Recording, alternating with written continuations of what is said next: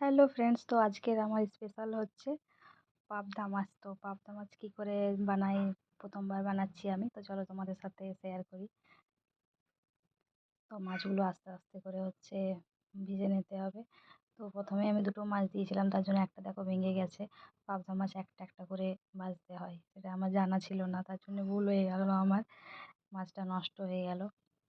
তো আস্তে আস্তে সব মাছগুলো আমি এরমভাবে ভেজে নিলাম, দিয়ে তেলে একটু কালো জিরে দিয়ে দিলাম। কালো জিরে দিয়ে পরে হচ্ছে দিয়ে একটু টমেটোগুলো ভেজে নেবো। টমেটো একটু নুন দিয়ে দিলে কী হয়, তাড়াতাড়ি করে টমেটোগুলো গলে যায়। তো টমেটোটা হচ্ছে যেই গলে যাবে, একটু হলুদও অ্যাড করে দিলাম। দিয়ে একটু এটাতে দিয়ে দিচ্ছি হচ্ছে সর্ষে বাটা। সর্ষে খোসাগুলো দেবো না, ওটা জলে এরকম করে ছেঁকে নিলাম। তো সর্ষে বাটা আর হালকা একটু আমি পোস্ত অ্যাড করে নেবো।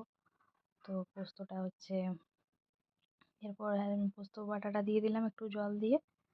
দিয়ে জাস্ট 2 মিনিটের মতো ফুটে দেখো হয়ে গেছে। 2 মিনিটের মতো ফুটলেই আস্তে আস্তে করে সব মাছগুলো আমি অ্যাড করে দিলাম। তো জাস্ট একটু 2 মিনিট আবার হচ্ছে মাছগুলো ফুটবে, জলটা দিয়ে তারপর হচ্ছে আমার পাবদা মাছ রেডি। তো চলো দেখো, আর সবাই একটু প্লিজ কমেন্টে জানিও কেমন লাগছে।